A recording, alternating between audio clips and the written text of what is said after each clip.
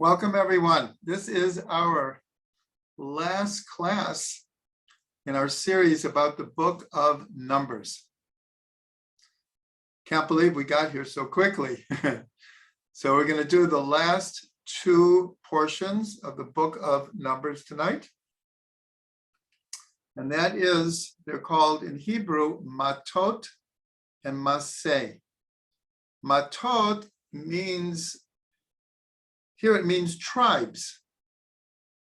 These are the tribes of Israel. And Masei means traveling, journeys. Okay, so we're going to start with Matot. And what I wanted to do is, this is the only portion in the Torah that has the concept of the tribes in the title of the portion.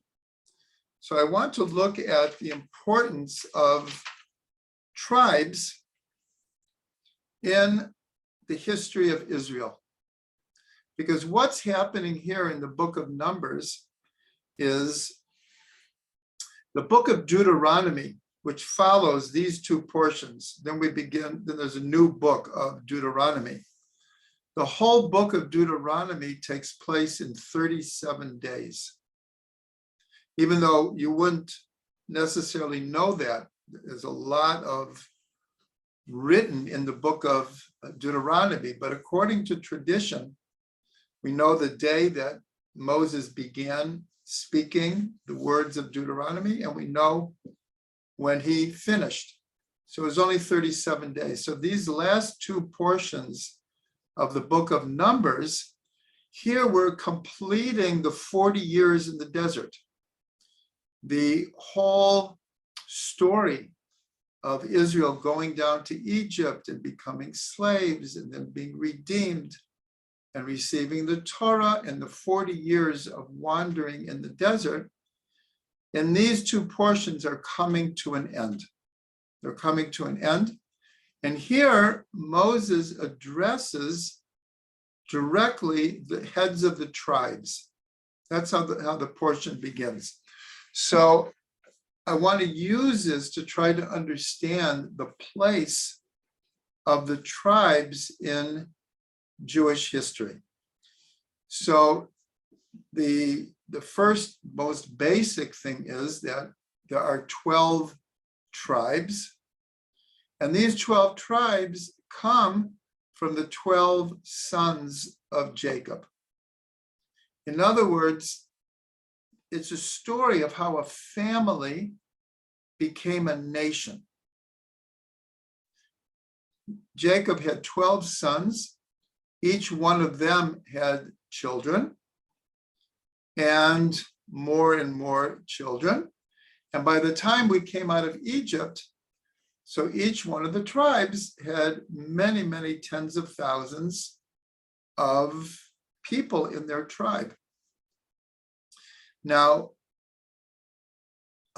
spiritually, we're told, and this is not going to be our subject here, but that the 12 tribes of Israel, they correspond to the 12 months of the year and the 12 constellations in the sky.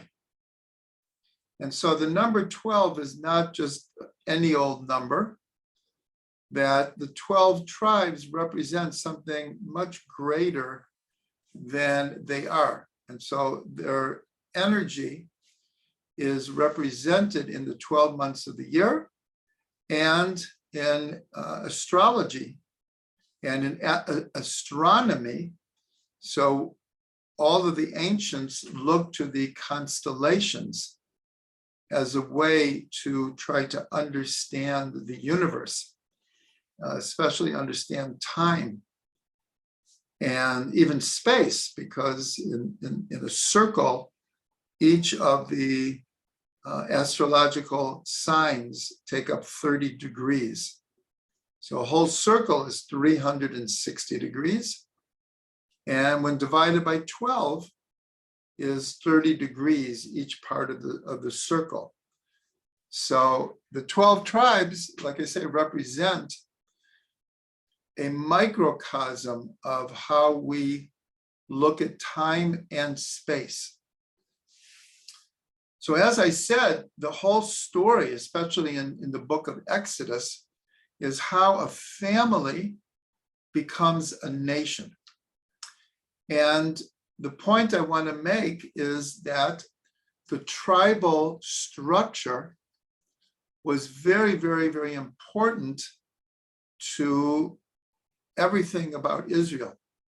We talk about Israel as being one nation, but throughout our history, there's a very, very strong component of the tribal structure. Now, one way we can see this is an important tradition that when we crossed the Red Sea, when we were running away from the Egyptians, and a great miracle occurred, and the sea split, and Israel was able to cross over to the other side. And then in the morning, when the Egyptians were chasing us, the waters closed back, and they were all drowned, and Israel was saved. But the Midrash says that the sea did not open into one path, it opened into 12 different paths, one from each tribe. Now this has a symbolic meaning to it. In other words, even though the nation of Israel is one nation, again, going back to when we were a family, each of the children had its own destiny, its own energy. And so here we have what's called unity and plurality. In other words, we have one nation, but it's made up of 12 distinct energies. So this we saw for those who were at the classes in the beginning when we looked at the first portion, the portion of Numbers, where it told how each tribe was counted separately and how they camped in the desert around the tabernacle. There were 3 tribes on each of the 4 sides. But in the Torah, each tribe is counted separately. And each tribe had a banner, a flag, which, like in modern times, countries have a flag of the country. But here, each of the tribes had their own flag. It wasn't that there was one flag for all of Israel, there were 12 flags. And in the book of Numbers, it says that each person camped by their family and by their tribe and by their banner. So in other words, the tribal structure was very, very strong. In the next portion that we're going to do today, Masei, it talks about when Israel would come into the land. How would they divide up the land? How is it determined who settled where? Again, we see that each tribe was given an inheritance. And everyone in that tribe settled in that geographical place. So here, it wasn't like you come into Israel and it's like, okay, everyone, go find a good place. Find your favorite place in Israel and build a house, and that's what it will be. No, it was divided by the tribes. And in this portion, again, there's only so much we can get to. There's an explanation of a war that was fought against those. If you remember, in our last class, we talked about how the king of Moab, Balak, hired the magician Bilam to curse the Jews. And remember, in the end, Bilam couldn't curse the Jews, but he devised a way to try to get them to sin, and then they would bring punishment upon themselves. Hopefully, many of you were here last week when we learned about this. So in this week's portion, there is a war between Israel and these same forces that were trying to keep us out of the land and were trying to curse us. And in it, it says, how do we know who went to the army? So it says, Elef lamate, 1,000 from each tribe, 1,000 from each tribe. So here also we see it wasn't that we just had the army was formed, whoever wanted to join, joined, and they divided into units and battalions, and you have an army. No, it was based on the tribal structure. 1,000 for a tribe, 1,000 for a tribe. So having said this, I don't know how much you know about American history. I know very little about Chinese history.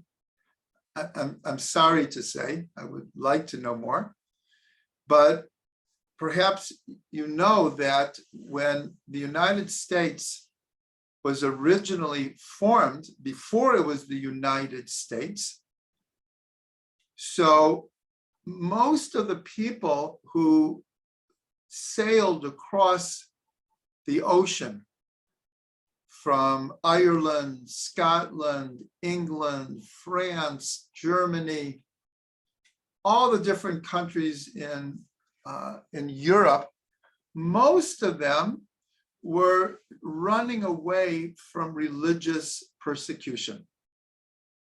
Most of them were from smaller Christian groups that felt oppressed in Europe. And so they came to America, and by and large, each one settled in a different part of what we now call the United States. And so before there was a revolution against the British, there were 13 colonies. 13 colonies. Each one had its own legislature. Each one had its own money. Each one had its own flag. Each one was mostly from the same type of religion. And when they were fighting the British, so little by little, they realized that each state can't fight the British by themselves. We need to create what's called a federal system. And you can hear it in the name, the United States. Each of the 13 colonies agreed to join together for a greater good. And yet, to this day, 250 years later, each state still has its own flag, has its own state flower, has its own Supreme Court, has its own court system, has its own tax system. But on top of that, there are the United States, is the federal system. And still to this day, there is much disagreement between what is the right of individual states and what is the right of the federal government. To this day, there's still much disagreement about different issues. So the reason I went through American history is because it's very, very similar to Israel history. And in fact, I'm not sure if you know that the original founding fathers that made the Constitution and the Bill of Rights, they were very, very influenced by the Bible. They were very influenced by what we'll call Judeo-Christian ethics.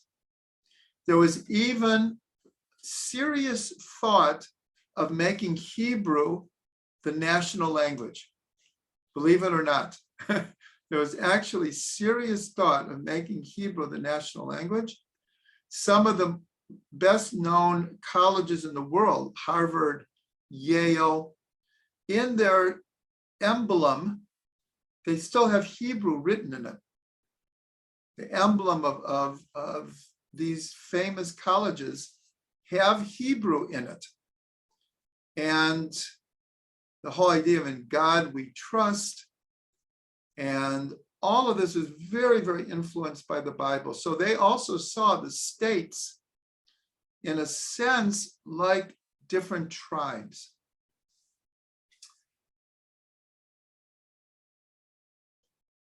So taking all of this, like, how do we understand this today? How does the idea that there were 12 tribes in Israel? Israel does not have 12 states. It's not set up like that.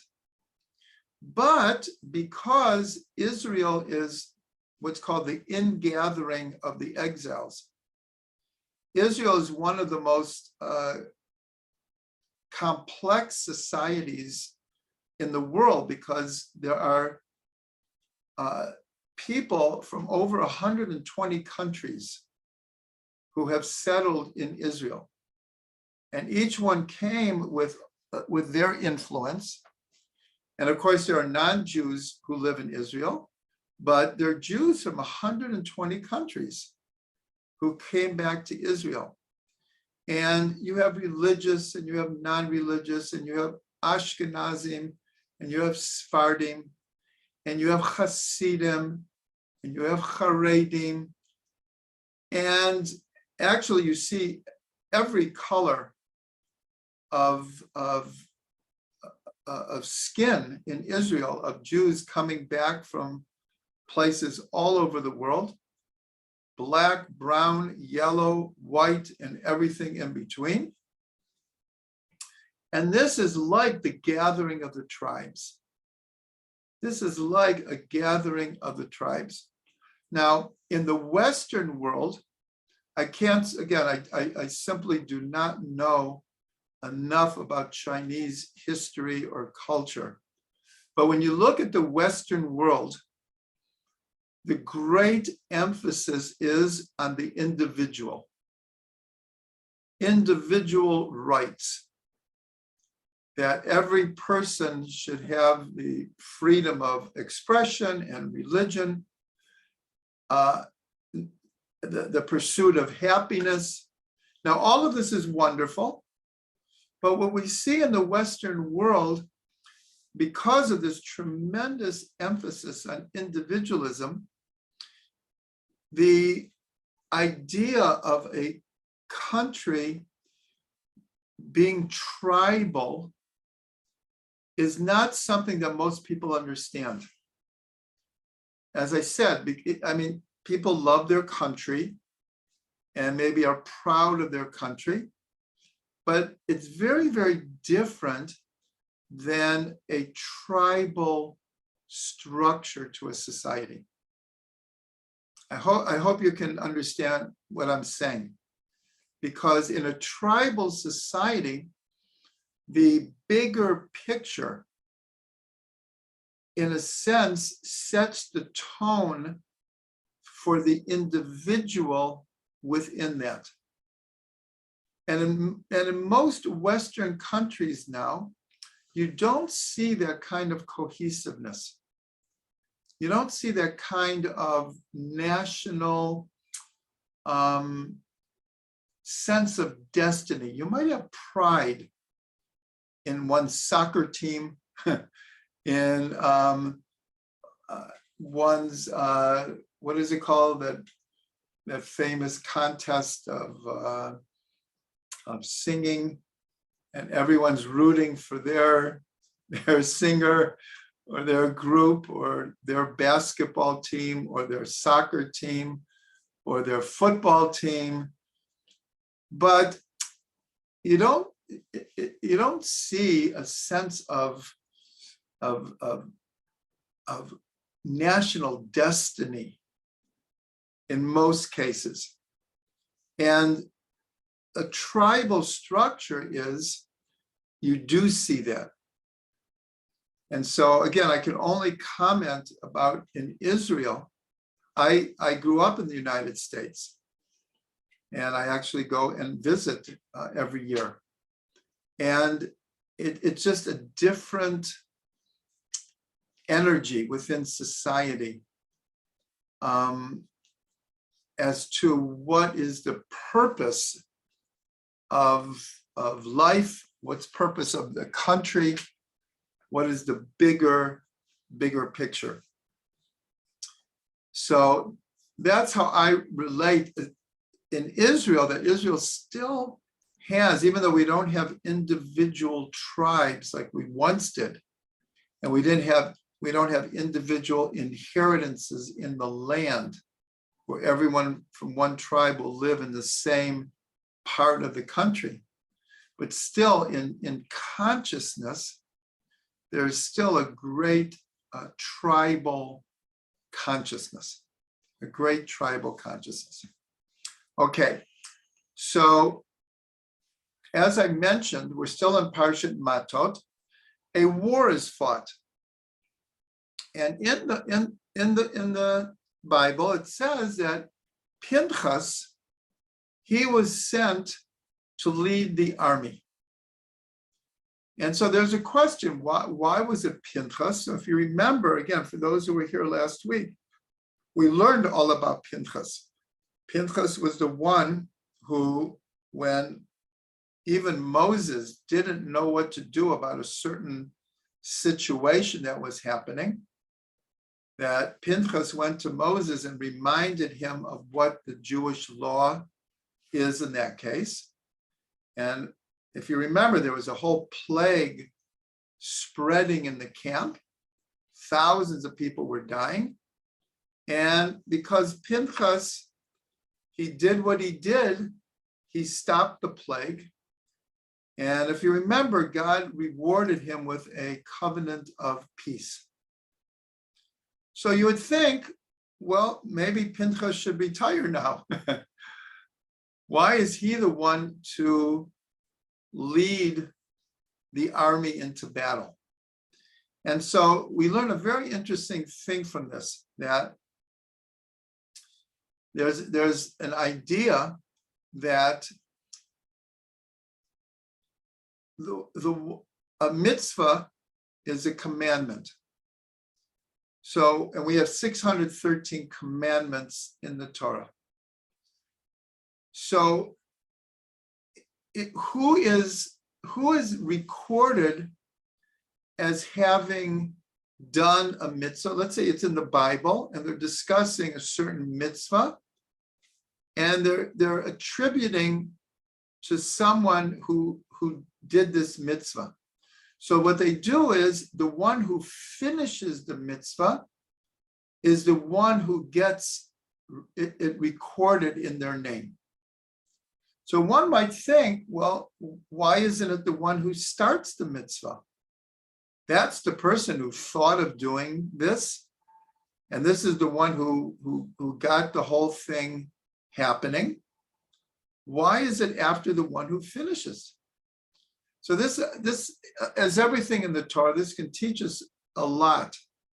And I'm sure everyone is going to understand what I'm talking about. How many times do we start something and don't finish it? How many times do we want to accomplish something, big or small? It could be something very small. It could be something that takes days, weeks, months, or years to accomplish. But how many times do we start with great enthusiasm and either we don't finish or we finish without the enthusiasm that we started with? And so there's two different statements in the Talmud.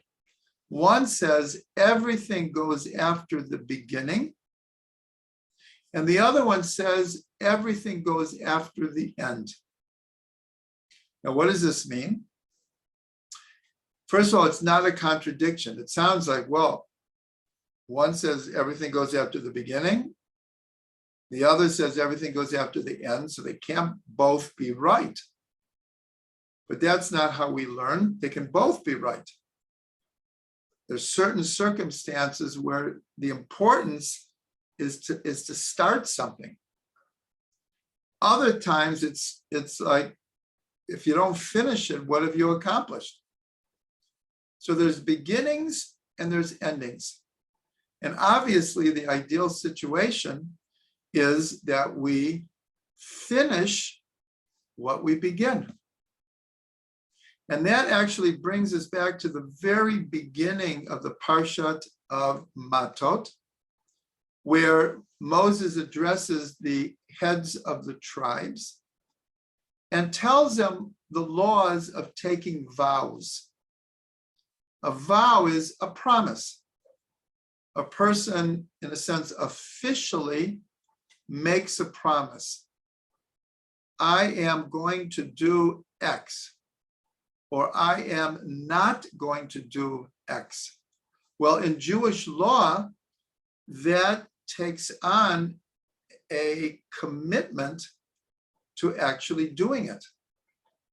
And the principle is, if you say you're going to do something, you need to do it. And if you're not going to do it, do not make a vow or promise to do it. So here, in other words, if you begin by making a vow or a promise, you have to finish it. And if you can't finish it, you have to go before 3 judges, or here it says it does not even judges. It could even be the princes of the tribes. And in certain cases, it could just be 3 regular people, and they have to release you from this vow because you said you're going to do something. You can't just not do it. You just can't. But if you can't, then you have to get permission to withdraw your vow.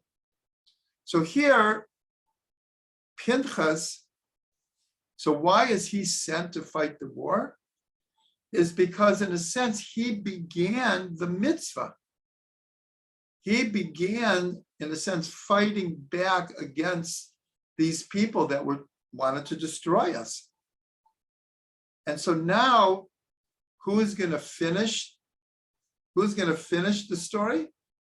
It's got to be Pinchas. So this is a great lesson to all of us, that we should be very, very careful of making vows, of making promises to ourselves, to other people, and to God. We should be very, very careful. And if we do, we should be very careful about finishing what we start. So beginnings are important and endings are important, but the ideal is that they should be together, that we should finish what we begin, and ideally with the same enthusiasm as when we started. Okay, so that's Parshat Matot. Now we're going to go to the last portion of the book of Numbers, which is Masei. Masei, I already mentioned that part of the portion is there's a description of the land, of the borders of the land, and there's a description of how is the land divided up. But it begins with a very, very interesting idea, is, again, the context. This is the last portion of the 40 years in the desert. And so the Torah reviews 42 stops or encampments that we made in the desert. This is like a mini history. Moses was reviewing for the people what happened during these 40 years. Where were we? Where did we go? When did we go there? And so the first part is a review of the 40 years in the desert. And the Baal Shem Tov, the Baal Shem Tov is the founder of the Hasidic movement. And he said that just like everything else in the Torah is archetypal, meaning everything that's written in the Torah is not about one-time events that happened a long time ago. Because you could ask, why do we need to know the 42 places where they were? Now it's 2022. What good does it do me to know where they were and the names of the places? And they went from here and they went to there, went from here, they went to there. So the Baal Shem Tov explains that everything in the Torah is an energy that reappears in every person. So he explains that these 42 journeys applies to everyone. Because when the soul comes down into this world, and then at some point the soul leaves this world, well, the time in between is like the 40 years in the desert. The 40 years in the desert represents each person's wanderings in this world. And so the names of the places here are not just historical. They're also spiritual, psychological, and symbolic of different stops along the way. So that is important to say, that we're in a sense, when we're reading these different journeys, if we really understood them, then we would understand we're reading our own personal history. So I'm going to read in English a verse right at the beginning of the portion that says that it begins like this: "These are the journeys of the children of Israel who went forth from the land of Egypt according to their legions under the hand of Moses and Aaron." Okay, now this is the verse I want to get to. Moses wrote their goings forth according to their journeys at the command of God. And these were their journeys according to their going forth. Now, if you didn't pay a lot of attention, you wouldn't catch a very subtle difference in this that's going on in this verse. I'm going to read it again. I'll give you a hint already that the order of the beginning of the verse, and if anyone's following this, it's the 33rd chapter, the second verse of the book of Numbers, the 33rd chapter, the second verse. Now try to listen carefully. Moses wrote their goings forth according to their journeys at the bidding of Hashem, and these were their journeys according to their goings forth. So if you notice, there's an inverse going on here. In the beginning, it says he wrote their journeys according to their going forth. But at the end of the verse, he says he wrote their going forth according to their journeys. Exactly the opposite. So usually we wouldn't even notice such a thing. But there's something very, very profound happening in this verse. And that is a certain energy or dynamic is being explained here about a person's journey in this world. So we're going to say a number of things. So first of all, and I think we all know this also, sometimes when we go from place to place, it could be we move. It could be we change a job and we go from this job to that job. It could be in a relationship. We have this relationship and then we leave it and we go to another relationship. The question is, when we go and we come, what's the primary reason? Am I leaving my job because I hate it and I just can't stand it anymore and I need to do something else? Or is the reason I'm leaving this job because I found a much better job? Am I leaving because I need to go? Or am I leaving because I need to come? I hope everyone could follow that. In other words, what's the motivation? What's the reason that we make changes? Am I afraid of something, so I'm running away? Or because of great plans that I've made, I'm going towards something which is going to lead to a great advance in my life. Am I leaving a relationship because it's just not working? Or am I leaving on good terms, but I now realize there's something better for me? So that is very subtle in this change of context. The beginning of the verse, again, it says they're going forth according to their journeys. And the second part is their journeys according to their going forth. But let's take it a little bit deeper, because we have this dynamic being explained here. And this dynamic in Hebrew is called ratso v'shov, running and returning. Running and returning. Again, this is in the context of the 42 journeys in the desert. Each one of them, they left one place and they came and they camped in another.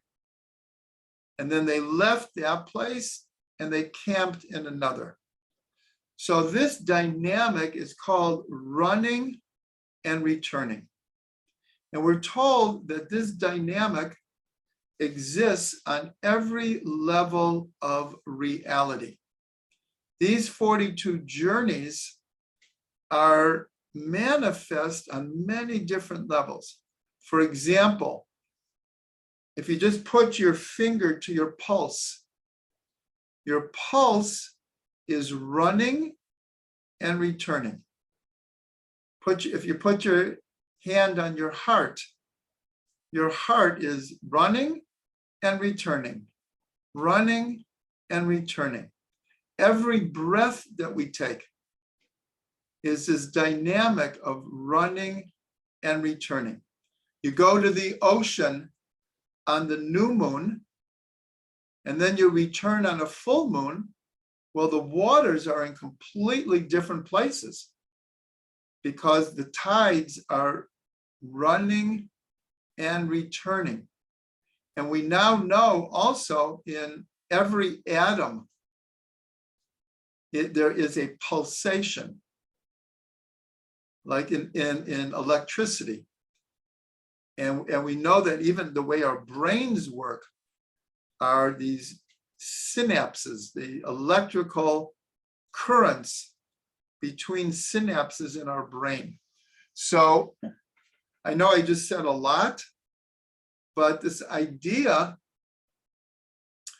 is hinted to here in these journeys, that all of life is a flow of running and returning, of going and coming, of going up the ladder and coming down the ladder, having ups and having downs.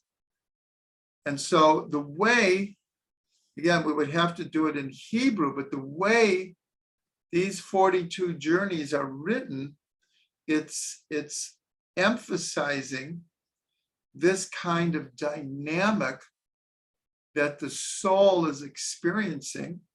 And in fact, every level of existence, from the physical to the spiritual, has this kind of dynamic, run and return dynamic. Now I mentioned already that these 42 journeys applies to every person, and that the whole story of the 5 books of Moses can be seen as the story of an individual soul coming down into the world. That's like going down into Egypt.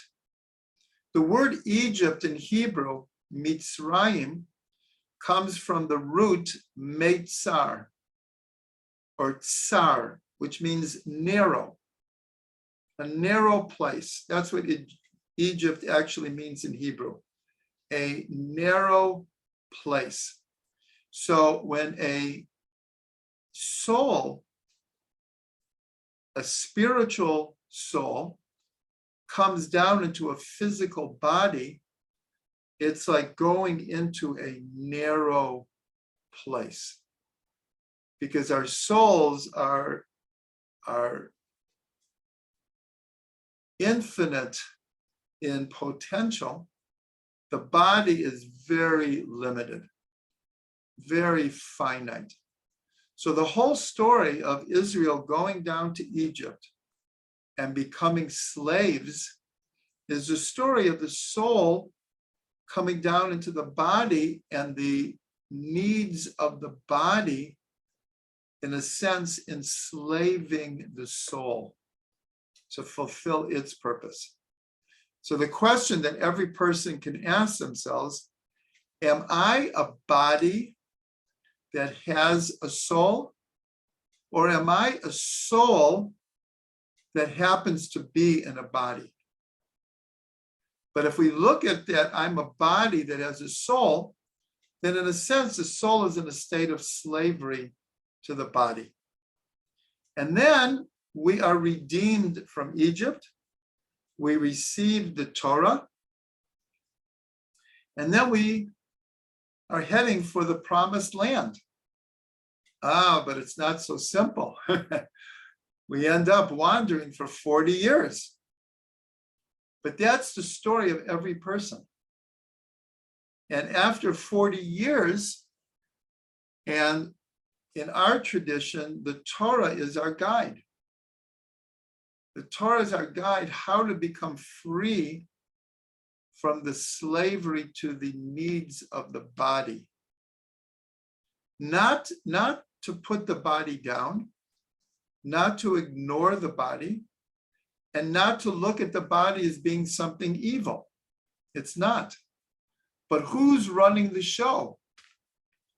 Who's running the show? Is it the body or is it the soul? Ultimately, they have to make peace, because they're both important. The soul without a body can't exist in this world. And a body without a soul cannot exist.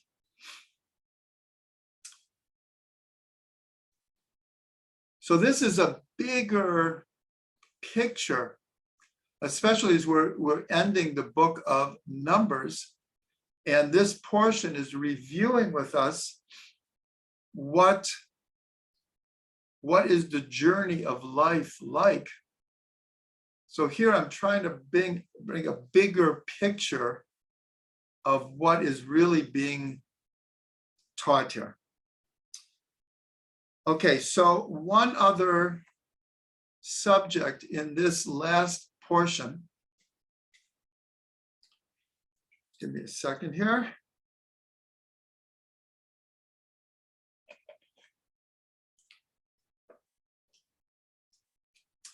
Is the concept of what's called a city of refuge. A city of refuge is described a number of times in the Torah. And what it is like this. If someone, God forbid, would murder someone else, then the Torah prescribes the death penalty. It should be clear, though, that it was hardly ever carried out in actuality. That would be a different subject. But if someone murders on purpose